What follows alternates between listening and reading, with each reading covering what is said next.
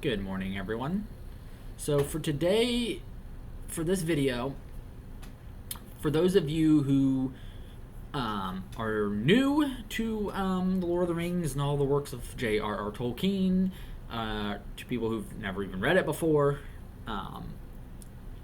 this video is about where is Middle-earth exactly. It is not another planet. It is not our planet in a future time after like a nuclear war. What is it? Well, it's actually our world from the past, but in an imaginary time in our past. Tolkien originally discovered this name through reading Anglo-Saxon through the poem Christ. And he read lines about, there's a line in there about a I guess a star or an angel or whatever called Earendel, and he saw the word Midden Jerd in Old English, which means Middle Earth, which is the same as Midgard in Norse mythology. So his world is our world, the world of men.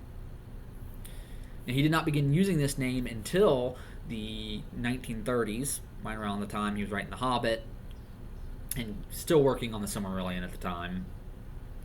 He would originally call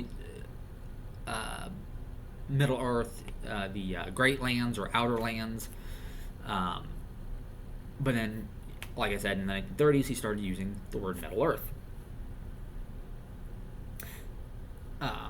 And if you look at a map that was published in Volume 4 of the History of Middle Earth, you see how the world is laid out, and you do see in one of these maps Middle Earth, and part of it kind of looks like Africa. So Middle Earth is Europe, Asia, and Africa.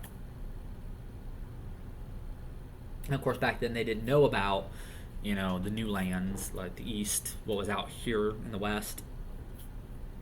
So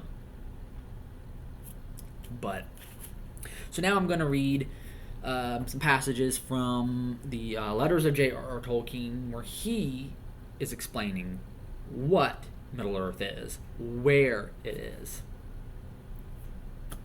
So first we go to letters number 163, which is to the Houghton Mifflin Company, which is his American publishers at the time. This was in the 50s. And he says, Middle Earth, by the way, is not a name of a neverland without relation to the world we live in, like the Mercury of Edison. It is just a use of Middle English Middel Orde, or Earthe, altered from Old English Midden Jerd, the name for the inhabited lands of men between the seas. And though I have not attempted to relate the shape of the mountains and land masses to what geologists may say or surmise about the nearer past, imaginatively this history is supposed to take place in a period of the actual old world of this planet.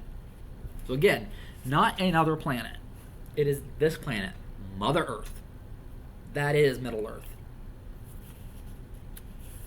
Now, you had lands in the west, Valinor, but that did not become the Americas. And in his mythology, Valinor was uprooted and placed in another dimension, basically, and new lands were raised in its place, which would become the Americas. Originally in his world, the earth was flat, but at the fall of the Númenóreans, it became round, like it is in real life. Now we turn to another letter, letter 183, which is notes on W.H. Auden's review of The Return of the King, where he talks about this some more. I am historically minded. Middle Earth is not an imaginary world. The name is the modern form, appearing in the 13th century and still in use, of Midden-Erde, changed to Middle-Erde, an ancient name for the oikumene, the inhabiting place of men, the objectively real world in use specifically opposed to imaginary worlds as fairyland or unseen worlds as heaven or hell. The theater of my tale is this earth, the one in which we now live, but the historical period is imaginary. The essentials of that abiding place are all there, at any rate, for the inhabitants of Northwest Europe, so naturally it feels familiar, even if a little glorified by the enhancement of distance and time. Like I said, it is a distant time, imaginary period here on this planet. It is no other planet. We are living in Middle Earth. Another letter.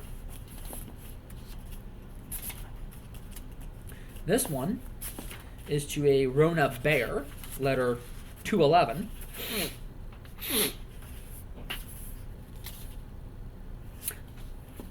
I have, I suppose, constructed an imaginary time, but kept my feet on my own Mother Earth for place.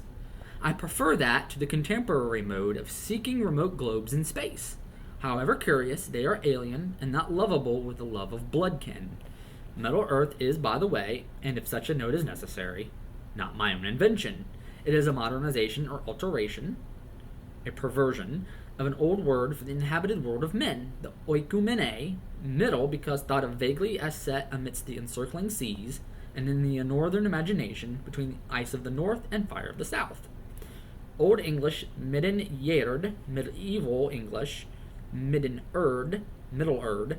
Many reviewers seem to assume that Middle Earth is another planet. But again, as I said, it is not.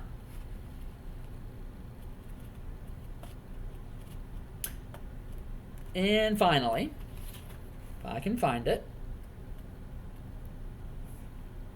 here it is. This is letter 294 to Charlotte and Dennis Plimer, however you say that last name.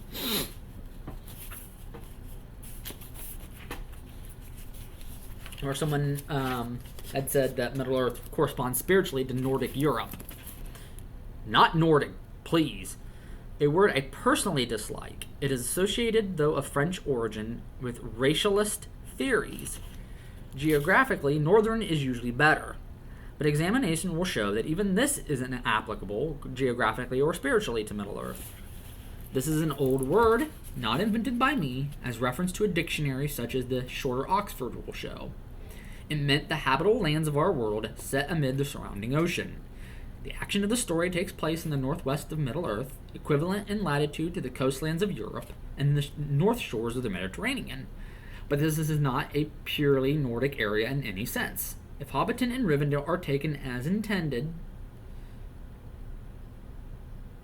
to be at about the latitude of Oxford, then Minas Tirith, 600 miles south, is about the latitude of Florence.